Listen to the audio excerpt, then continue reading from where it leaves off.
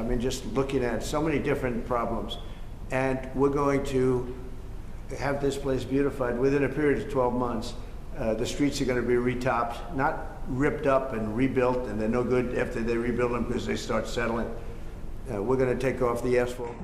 What do you think? Hey, Brian. Hey.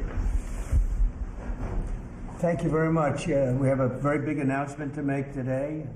You all know Johnny. He came all the way from Italy, the beautiful country of Italy, to be with us. And he just got off the plane, and he's a hardworking guy, does a phenomenal job with FIFA. Nobody like him.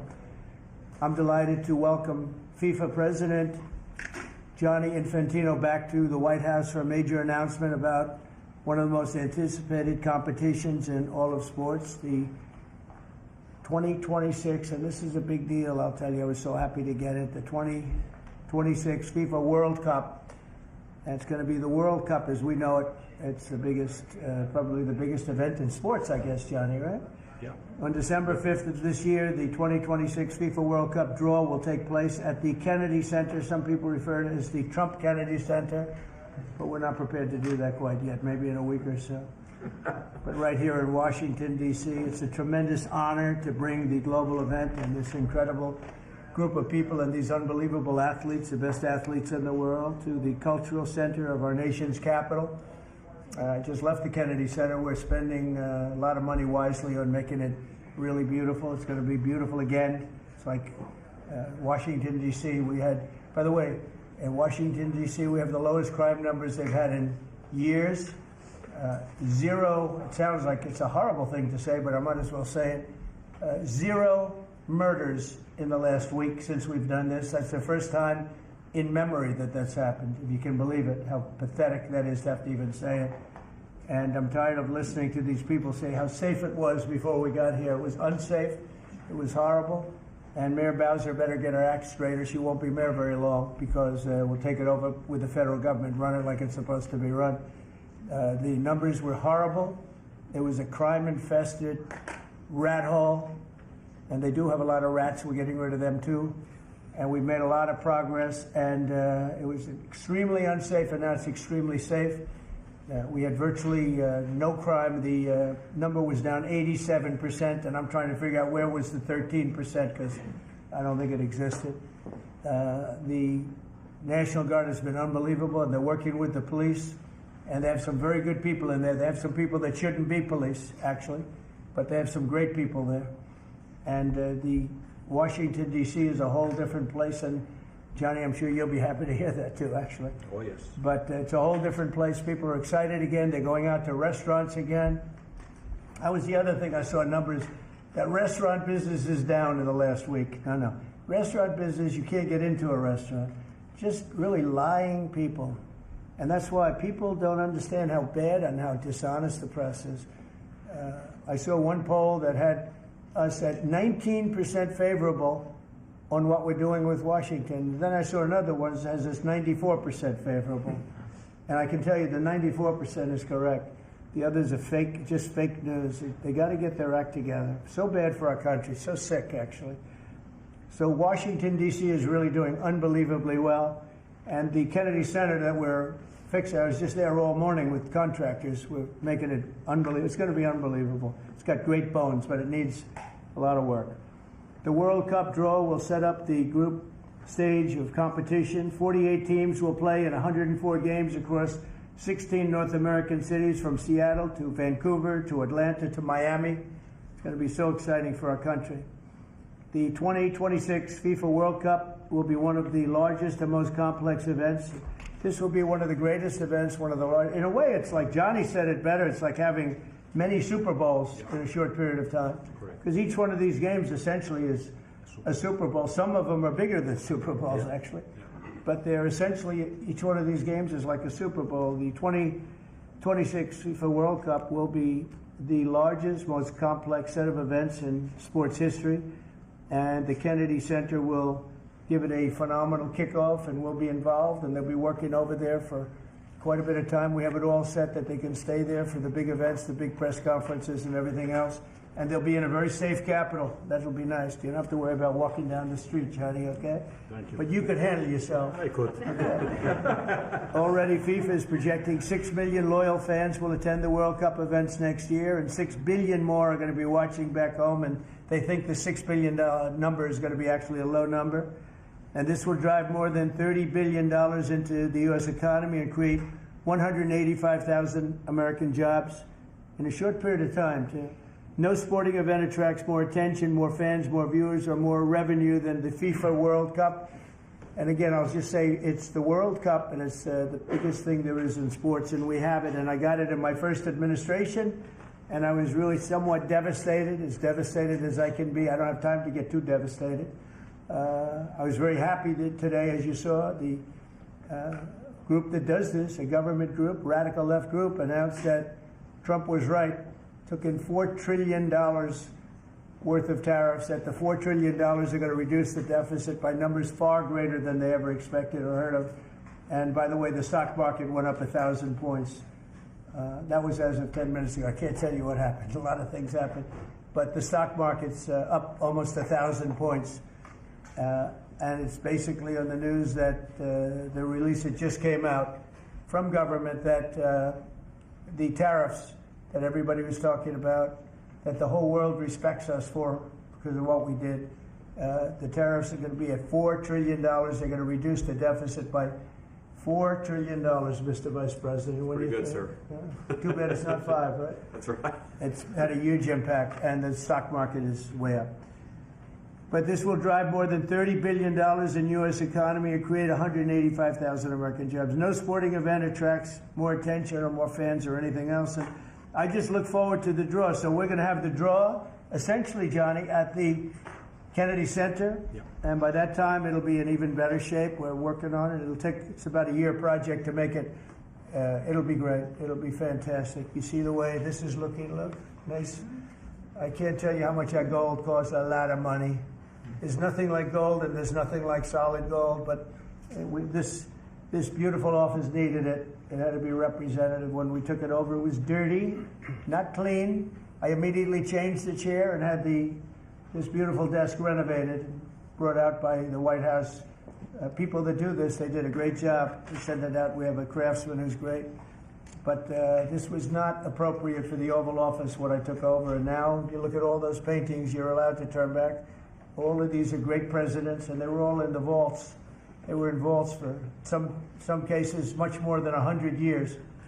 And now they're proudly hanging on the Oval Office wall, so they can't imagine anybody changing it. But they were buried in vaults for over 100 years, many of them.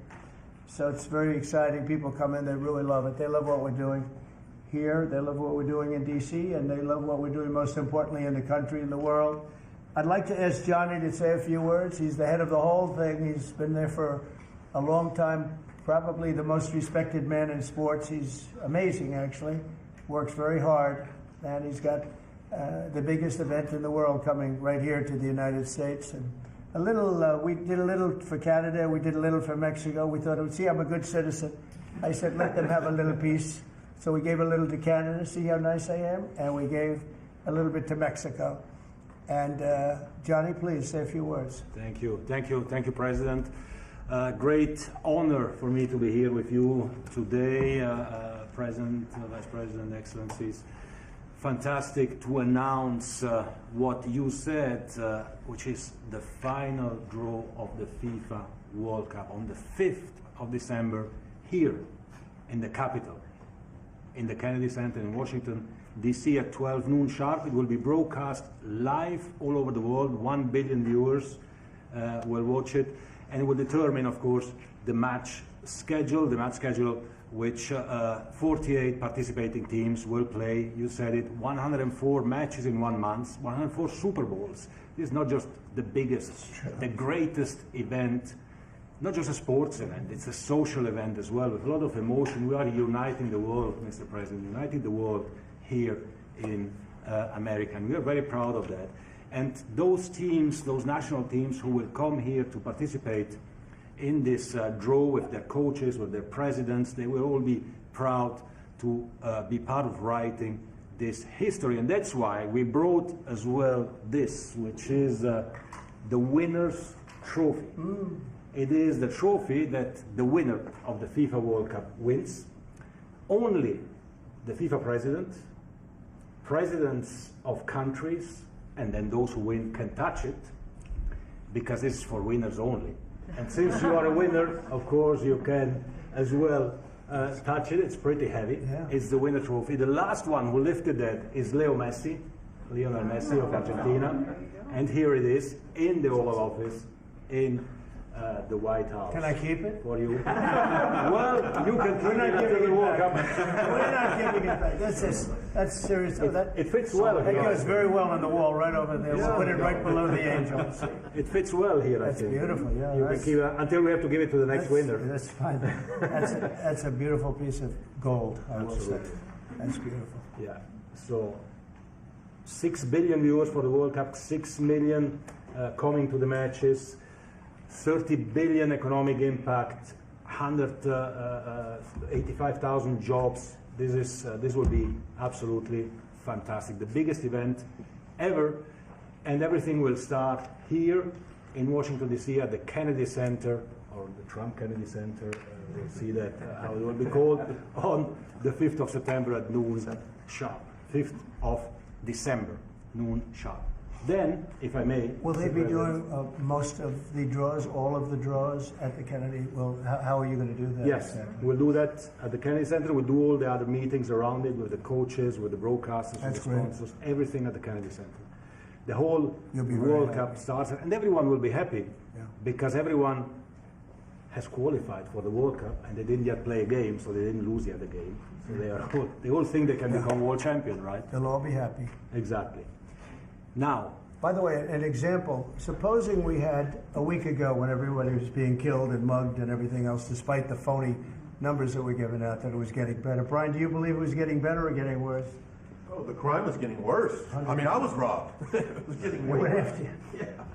How did the other guy come out? Well, he came out with a briefcase, Yeah, unfortunately. with you. Yeah. So, Robert 1, Brian 0. No, but can you imagine you do this and then you start hearing that they had a 20-year reduction of crime.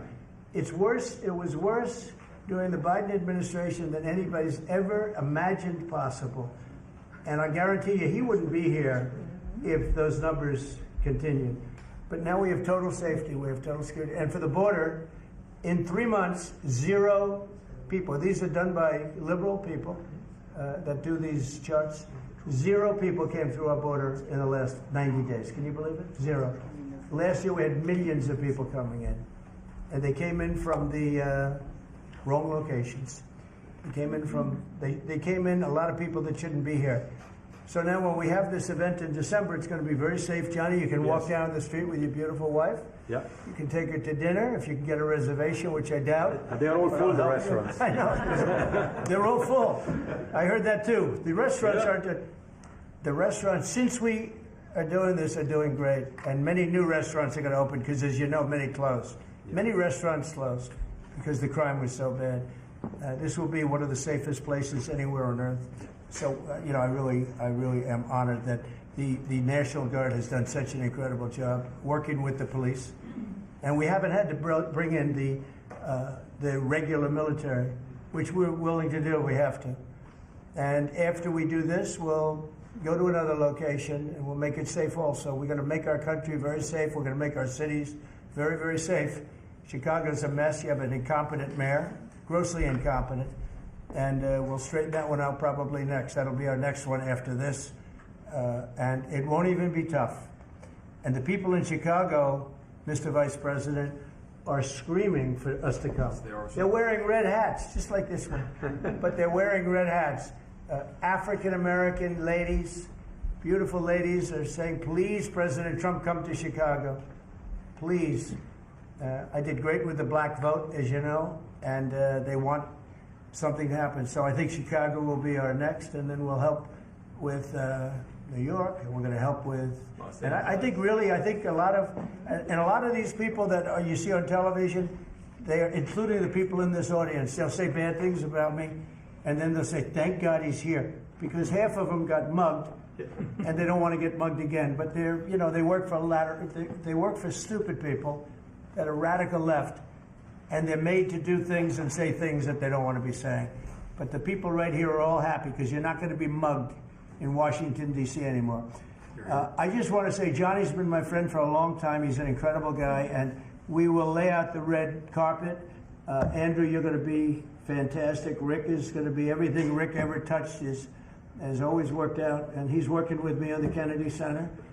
And his very good friend was an actor on Broadway for 5 years, right? And I assume he's helping us a little bit, right? Yes. And Andrew, you're all excited about it? Absolutely. Would you like to say something? This is a great opportunity, Mr. President, to show off the first 250 years of the United States of America, the greatness, and then the hope and promise of the next 250 years. When you think this World Cup is going to be over our 250th birthday, Mr. President, your leadership, obviously, with FIFA leading the way, this is the largest sporting event in the history of the world under the Trump administration. So very excited. I just want to say one thing. Andrew Giuliani, so his father is Rudy, the greatest mayor in the history of New York, I think by far.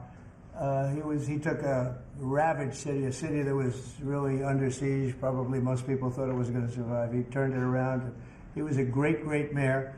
And then they treated him very, very unfairly. You go back and tell your father all of the things that have come out over the last couple of months through Tulsi and through all of the people, Cash, everybody. They've proven your father 100% correct. His father was treated so unfairly. Your father has been 100% correct, and tell him we all love him, okay? Thank you, Mr. President. It's been amazing. What he had to go through was very, very unfair, nasty. These are bad people. Mr. Vice President, would you like to say something? Well, sure, Mr. President. Thank you, and thanks to Johnny for being here. We're very thrilled about the World Cup. Just to echo something the President said about crime in Washington, D.C., this is the national capital of the greatest nation in the world, and we had murder rates just a few weeks ago that rivaled some of the worst third world cities anywhere, even in very, very poor regions of the world. Why did we accept that? Why did we allow it to happen? We allowed it to happen because we had broken leadership in Washington, D.C., and unfortunately sitting behind the Resolute desk. What we have shown in just under 2 weeks of taking law enforcement seriously is that the American people can have their streets back if their leadership is willing to put in the time and the resources. Mr. President, you've shown in Washington, D.C. that we can have safe streets again. We've just got to have the political willpower to focus on the bad guys and to give the American people back their communities. We are focused on doing that thanks to the President's leadership. Thank you. And that's a really very small percentage. It's 2%, 3%, but that 2% and 3% wreaks just havoc throughout a community. People are petrified, and I notice a couple of the women in the back are shaking their head, yes, yes, yes. I won't report who you are because you'll end up losing your jobs, but it's true. It's amazing. And the police, and you look at the D.C. National Guard, I saw pictures of them last night getting off vans and all, and I saw some bad ones running, but they're not running so much anymore. They're not there. They're just not even... They're not even trying. You're totally safe. Now, there'll be something happening sometime. I don't know. Maybe it won't be for a long time. But this was every night would get reports of people being mugged and killed. There's one woman on television last night. She had a badly busted up nose. And she said, well, I like our streets the way they used to be. And she thinks it's going to happen like by doing nothing. And they say, what happened to your nose? She got slugged by a guy walking down the street. Slugged. Her nose will never be the same, I guarantee you, unless it takes a pretty good turn. She wasn't really for us. But she sort of said, well, maybe something has to happen. Before this happened to me, she got whacked. And I don't think she'll ever be the same. She was a half a Trump fan, a woman that would have never been a Trump fan, but she was hit hard. It's not going to happen anymore. Not going to happen anymore. But then we're going to beautify the city, too. That's where I was today at Kennedy Center, and we're going to beautify the city like it has it. And we're working with Clark Construction, the biggest construction company in Chicago, and in Washington. And the head of Clark is great. He's all over the world, actually, but Washington, I would say, is their home. That's where they do the best work, the biggest work. and they've been doing a fantastic job. So you're going to have a fantastic, clean, beautiful place. It's going to be better than it ever was before, literally better than it ever was before. We'll get it done very quickly. And I want to thank Clark because they're doing a lot of work in a lot of different locations, but they've been fantastic for getting us the right contractors and the people that can really do the job right. And Johnny, did you want to say something? Yes, I have one more thing, because as you rightly say, you know, with security and beautifying cities and the whole country, we want people to come and enjoy and have fun. And that's why this is not just the most iconic trophy in the world of sport, but we start on the 10th of September the sale of tickets for the FIFA World Cup. And we have the first ticket here for the final. Good. Wow. For you. Oh, good. That's cool. Wow. It's, of course, row 1, seat 1. It's ticket number 4547. And it's for the final in New York, New Jersey. And so you have your ticket already for the final. All the others, 10th of September, start getting your tickets. That's beautiful, yeah. 6.5, 7 million tickets. Fans will enjoy You the do records. security here. Will be fantastic. You're going to do record business, I think. 100%. Christy, would you like to say something? Yeah, Mr. President, millions of people will come to this country, and we'll make sure they get their travel documents, their visas, that they want to come here and spend their money and enjoy this sporting event. It'll be the largest event in the world. And sir, you're reminding me of something that my dad used to say all the time when I was growing up. He would say, Christy, you kids need to look like you respect yourself before anybody's going to respect you. And in this country, when people look at our streets, when they look at our capital, you're bringing respect back to this city. And people will respect our country more because it's safe, it's clean, it's beautiful. And what you're doing is transforming this nation by making sure that our laws are upheld. And millions of people are going to come and be able to enjoy it next year, and I'm excited about that. Thank you for doing that. Well, our country is respected again. And a year ago, we had a dead country. I'm telling you, it was a dead country. It was a country that had lost its way. It was a country that was going to fail. Look, even today, where they say $4 trillion in reductions of deficits, and this was totally unexpected. They didn't expect it. I mean, I don't know where they've been, the people that do this stuff, but it's terrible. I want to thank Christy for another reason. I said to her 2 weeks ago, I said, Christy, do me a favor. I built hundreds of miles of wall. I built the same wall that the Border Patrol asked me to build. It wasn't my first choice. I wanted to do concrete plank and everything nice, but you wouldn't have been able to see through it. So I had Border Patrol in, and they tested everything else. And we gave them steel wall, high-grade steel, very hard to cut. Then we gave inside that is 9,000-pound concrete, which is a very tough concrete. Inside that is rebar, a big, fat piece of rebar. So you have all different materials that are very hard to cut, and you need different instruments to cut each one. And I said, Kristen, we got to get a coat of paint on it. And I didn't know she was listening. But I said, we got to get a coat of paint, and it should be black, because black makes the steel very hot. It's untouchable. You could fry an egg on it. And if you got a good black, flat paint, it would look beautiful. It will preserve it from rust. And that was it. And I gave it to her along with 30 other things, and she's done such a good job on the border with Tom Holman and the group. Tom Holman's a fantastic guy, what the job he does, and the way they work together. So I turned on last night and I see Christie's painting the wall. And it looked beautiful, by the way, when that paint went over there. And it's hot. It's hot. Yes, it is. It's hot. If it's white, it's not hot. If it's black, it's going to be very hard to climb that sucker. It's not going to be easy. But it's black and a high quality black. You know, it really looked good. Yeah, we got Is the that going paint to be you a told us two-coat to. job or a one-coat? No, just one coat. One coat. We Good. used the paint you told me to buy. Yep. The two-coat will take place in 3 years from now. Right? We'll do the second coat. But it looks beautiful. But thank you very much. I didn't know you were listening to that, because we talked about 7 different subjects, and all of a sudden I see you out there painting with a lot of painters and everything else. But it was a beautiful thing to say.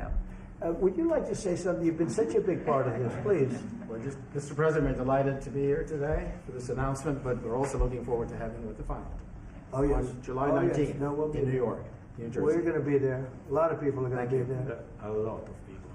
I'd like to thank you all. Do you have any questions on FIFA, first of all? It's going to be a big event at the Kennedy Center. Do you intend to take part in it? Will you have a part to play on December 5th? I might play. I mean, I see the money that these soccer players, we call it soccer, but I see the money that these soccer players are making. I may try and play. I'm a very good athlete. My son is a very good athlete, and he's a good soccer player. He's on the tall side for soccer. Yeah. He's 6'9". That's pretty tall, but That's pretty it's cool. on the tall side. He's good. It's on the tall side, but he's good. But no, I may put on shorts. I look extremely good in shorts and join the play.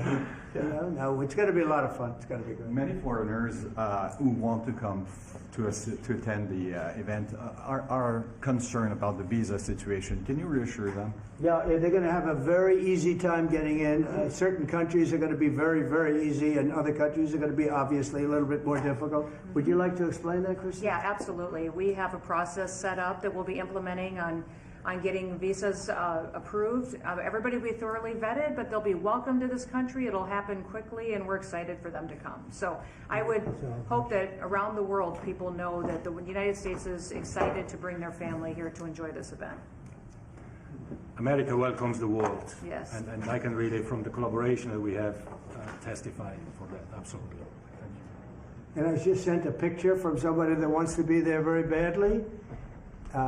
He's been very respectful of me and of our country, but not so respectful of others. But I'm going to sign this for him, but I was sent one, and I thought you'd all like to see it. That's a man named Vladimir Putin, who I believe will be coming, depending on what happens. He may be coming, and he may not, depending on what happens. We have a lot of things happening over the next couple of weeks. But I thought it was a nice picture of him. Okay of me, but nice of him. So that was very nice that it was sent to me. Okay? Mr. President. On Yes. that subject, have you talked to Vladimir Putin about the fact that yesterday a big U.S. factory was hit in a Russian airstrike in Ukraine? What's your reaction to I that? told him I'm not happy about it. And I'm not happy about anything having to do with that war. I said I settled 7 wars, and actually, if you think about pre-wars, add 3 more, so it would be 10. I thought this would be in the middle of the pack in terms of difficulty. No, I'm not happy about anything about that war. Nothing. Not happy at all. We'll see what happens. I think over the next 2 weeks we're going to find out which way it's going to go. And I better be very happy. Mr. President, I had a very good call with Prime Minister Carney of Canada yesterday morning. Yes. Canada is taking away some retaliatory tariffs. He's removing his tariffs, yeah. Exactly. He's removing his retaliatory tariffs, which I thought was nice. And we're going to have another call soon. Okay. Yeah, we had a very good call. You're getting closer towards an Well, I agreement like on him. trade? I like him. You know, look, I'm fighting for the United States. Canada and Mexico have taken a lot of our business over the years, over 25, 30 years, especially during the Biden years. They took a lot of our business, and it's basically all coming back into the United States now. Well, hot as a pistol, and it's coming back in. Because of tariffs and the incentives we give, it's coming back. And it's impossible, I think, for another country to stop it. And we are working on something. We want to be very good to Canada. I like Carney a lot. I think he's a good person. And we had a very good talk yesterday, so I think it'll be good. Mr. President, I have a question about the search of Ambassador Bolton's home. The Vice President recently just did an interview saying that it's about classified documents, but that there's also broad concern about him. What are the concerns? Well, that I you haven't have? spoken to Pam in the group yet, but I will be. I saw that just like everybody else. I try and stay out of that stuff. I'm allowed to be, and I'm chief law enforcement officer, believe it or not. You know, I don't like to go around saying that, but I am. That's the position. But I purposely don't want to really get involved in it. I'm not a fan of John Bolton. I thought he was a sleazebag, actually. And he suffers major Trump derangement syndrome, but so do a lot of people, and they're not being affected by anything we do. I don't know anything about it. I just saw that. I'll find out about it. But if you believe the news, which I do, I guess his house was raided today. But my house was raided also, called Mar-a-Lago. They went through everything they could, including my young son's room and my wife's area. They went through her drawers, as the expression goes. They went through everything you can imagine. And when she came back, she said, she's very neat, you know, she's meticulous. And she looked and she said, whoa, this wasn't the way that she had it. So, you know, so I know the feeling. It's not a good feeling. Thank you. Mr. President, on Ukraine, how long will you give Putin? A couple of weeks. We're going to figure it out. We'll find it. Do you think you'll have to intervene at some time? Look, it takes two to tango. You understand that. I wanted to have a meeting with those two. I could have been at the meeting, but and a lot of people think that nothing's going to come out of that meeting. You have to be there. Maybe that's true. Maybe it's not. But we're going to see. In the meantime, people continue to die. But I've solved 7 of them where they were in wars for 31, 35, and 37 years. We had 3 of them that were for more than 30 years, Johnny, and I got them solved. And we solved one that could have been a nuclear war with India and Pakistan. That was getting ready to be a nuclear war. I solved them all. And this one, I thought we would have had it done by now, but it's more different. There's a lot of anger, a lot of hatred. There's a tremendous amount of hatred there. So. But we'll see what happens. I think in 2 weeks we'll know which way I'm going. Because I'm going to go one way or the other. And they'll learn which way I'm going. Mr. President, if I got 2 questions for you. One on FIFA, the other one on DC. Let's talk. Can you talk about the economic impact that FIFA will have in these cities, and what's your message to the mayors to get their cities prepared, not only the beautification process, but also the safety aspect? Well, Los Angeles is an example. You know, it's poorly run. We have a mayor there that can't even get permits to the people that lost their houses. Lee Zeldin got every permit. The hardest permit is the federal permit. Within 20 days, every single permit was there for the people to build their houses. But people are writing us and they're saying they won't give us. The mayor is incompetent. The governor is incompetent. You know, Gavin. I know Gavin very well. He's an incompetent guy with a good line of bullshit, and he doesn't get the job done. And frankly, those people want to build their houses. It's terrible. They could have been built. Some of them could have been built already. But think of it: the federal government that has the most complex part, and it's the most complex environmental thing to do. We got it. Everybody had it within 30 days. And they're not even close to getting their permits. And now they're talking about taking some of those sites and building low-income housing on them. These are high-end neighborhoods. And I'm all for low-income housing. I built a lot of low-income housing. I know all about 236. I know every program that there is in the government. I used every one of them. I know more about low-income housing than probably almost anybody. And it's great. It's fine. It's wonderful. But you don't build it in Pacific Palisades. You don't build it there, and you don't build it in the other areas that burn down. So they're talking about putting up low-income housing. And you talk about riots. They're going to have riots if that happens because you're taking the people's property away. They want to build their houses, and they're unable to get permits from the mayor and from the governor. And that's a terrible thing.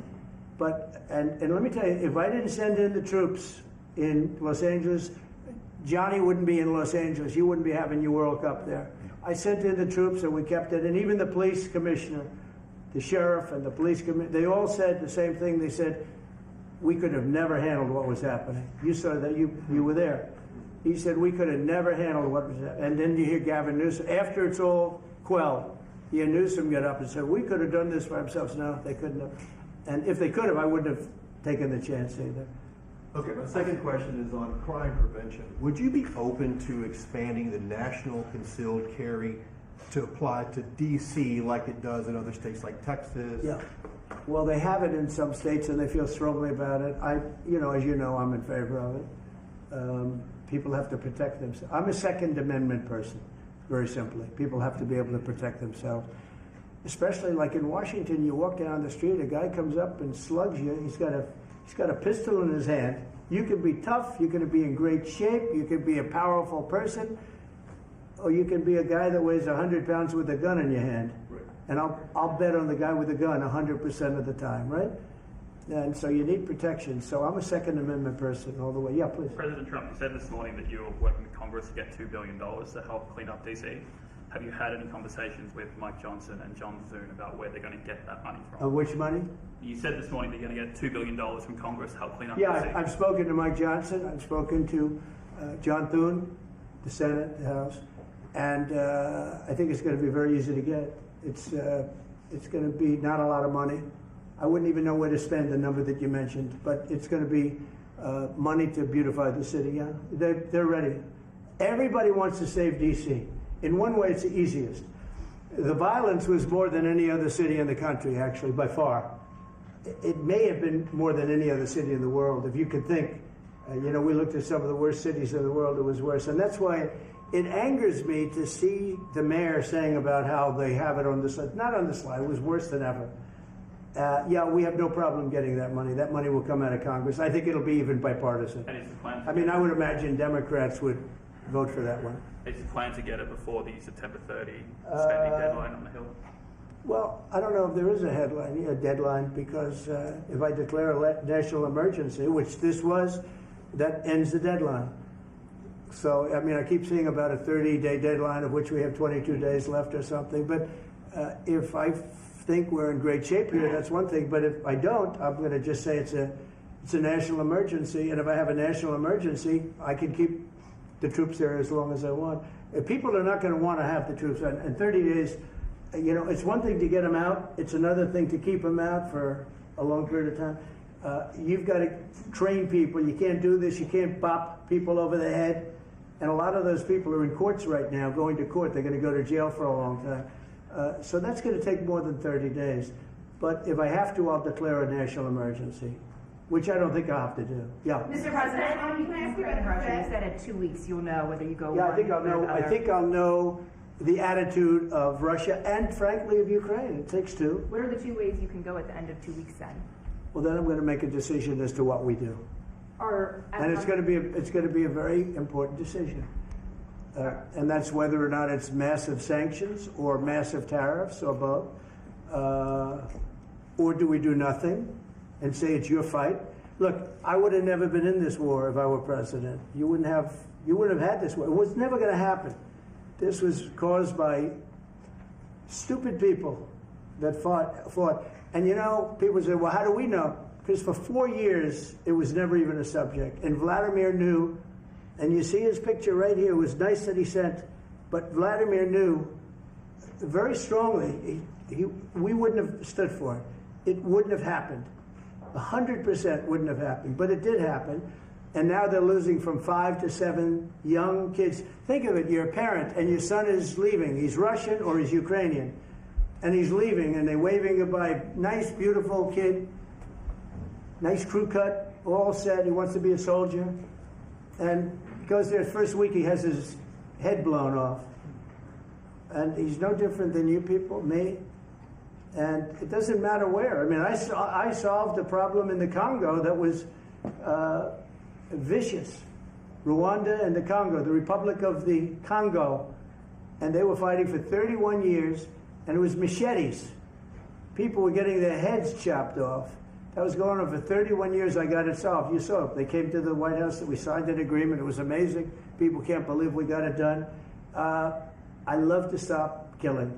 I really do. People thought it would be just the opposite. Hillary Clinton said, oh, he'll get us into a war. No, I'm getting everybody else out of wars.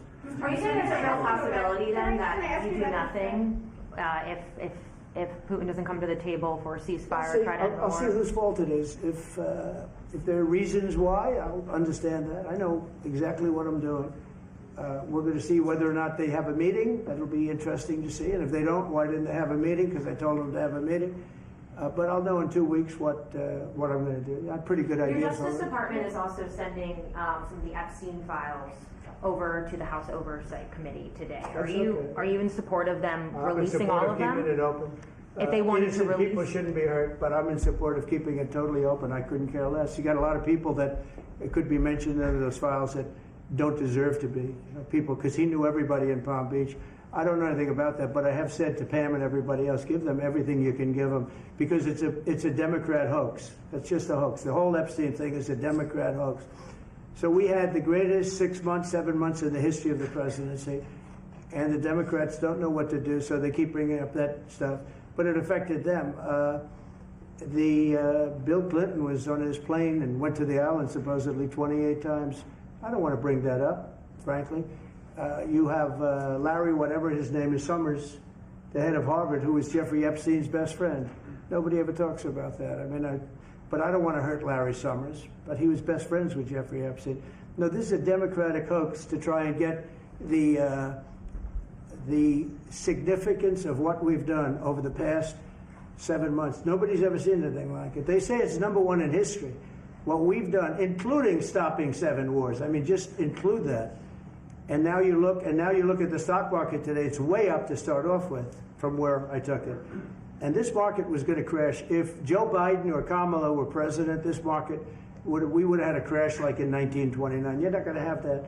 It's only a question of how high is it going to go. You know, I had the strongest economy in the history of our country. And despite COVID, we had the strongest economy in the history of our country. And we're going to blow it away this time. I was always good at making a lot of money. And whether it was for myself or whether it was, I like doing it this way better. I mean, I like making it for the country. Our country has been ripped off by friend and foe, nations all over the world ripped off. And the friends have been much worse than the foes for the most part. And they're not ripping us off. We just signed a deal with the European Union. They're paying us essentially $950 billion, like a signing fee. They're going to buy $750 billion worth of energy. They weren't buying much of our energy. They're very smart in doing it. And as you know, Ursula was here a couple of days ago having to do with the people, the leaders that we had a great, people said they've never seen anything like it. Well, we had the leaders of Europe right here in the Oval Office. And she's so happy that she has an agreement. But people aren't ripping us anymore. We're run by, this country is run by smart people now. Mr. President, in Israel... Two questions. One is that Intel, there have been reports that you're considering taking a stake in Intel. Can you tell About the us 10%? About the 10%. Yeah, I met a man. He was a very nice man, and I called for his removal because I saw something by a man named Tom Cotton, a senator from Arkansas. He's a great guy, friend of mine, supporter of mine, big supporter. I'm a supporter of his too. And he wrote a pretty nasty story about the head of Intel. And I said, well, if that's right, he should resign. And he came in, he saw me, we talked for a while. I liked him a lot. I thought he was very good. I thought he was somewhat a victim, but you know, nobody's a total victim, I guess. And I said, you know what? I think the United States should be given 10% of Intel. And he said, I would consider that. I said, well, I'd like you to do that because Intel has been left behind, as you know, compared to Jensen and some of our friends, NVIDIA, some of the people, and the people in, because Intel should have never been. Intel was the biggest, most powerful chip company in the world. And then they started leaving. And they started going to foreign countries, in particular Taiwan. And if we had a president that would have said, okay, you can go to Taiwan, but we're going to put a 100% tariff or a 200 or a 300 or a 500% tariff, anybody that sells into the United States has to pay. They wouldn't have left. They would have never left, and we wouldn't have. So in the meantime, we had people that were, in some cases, good politicians that weren't good on trade. I loved that man, but he was not good on trade. I totally disagreed. He allowed the car industry to be taken out of this country. We lost 50% of our car industry. But that's all coming back. It's all coming back. But if somebody would have said that with Intel, would be a giant right now. Now, with that, they've had some bad management over the years, and they got lost. And I said, I think you should pay us 10% of your company. And they said, yes, that's about $10 billion. I don't get it. This comes to the United States of America. And I said, I think it would be good having the United States as your partner. He agreed. And they've agreed to do it. And I think it's a great deal for them. And I think it's a great deal. He walked in wanting to keep his job, and he ended up giving us $10 billion for the United States. So we picked up $10 billion. And we do a lot of deals like that. I'll do more of them. If somebody has, like we have restrictive covenants with Jensen. We have, it's NVIDIA. And to unrestrict the covenant, nothing to do with losing our powers or military or anything, because that I wouldn't do.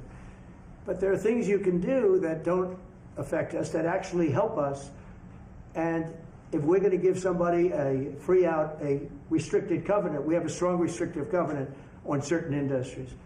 And I will absolutely give somebody a opening on to do a lot of business, which is good for us, as long as it doesn't hurt us in a security or military way. And if I do that, I think the country should be paid, because anybody else, I have it in real estate, where I'll have a deal with somebody and I'll have them restrictive covenant. Then they'll come back and they'll say, I'd love to be able to build over here, but I'm not allowed to because you have me covered, you have me restricted. I say, I'll let you build over there, but pay me a lot of money. No different. But the country never did it because the country was run by foolish people. On each side, you said Chicago might be next. Are you making, have there been concrete steps that the administration is taking to do that? Or what are other cities as well? I haven't spoken to them. He's grossly incompetent. I haven't spoken to the mayor. No. When we're ready, we'll go in and we'll straighten out Chicago, just like we did D.C. Chicago is very dangerous. Great place. I built great stuff there. I have the most beautiful building in Chicago, I think. But I hate to see what's happened to Chicago. Chicago was our greatest city, actually. Bob Tisch, a great friend of mine, passed away. He used to own the Giants and very successful Lowe's. He said Chicago, I think we had their main office in Chicago. He said Chicago and San Francisco are the two greatest cities in the world. Now you look at what the Democrats have done to San Francisco. They've destroyed it. I own a big chunk of the Bank of America building in San Francisco. And, you know, it's just different. We can clean that up too. We'll clean that one up too. No, if everything works out, and we've already had calls from other cities, quiet calls from Democrats.